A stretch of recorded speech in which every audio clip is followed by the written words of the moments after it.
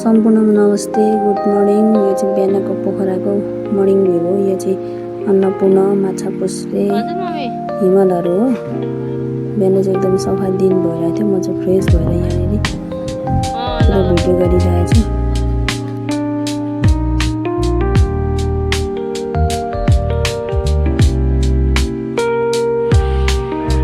एकदम राम्रो देखिन्छ आज हिमाल है बाजे।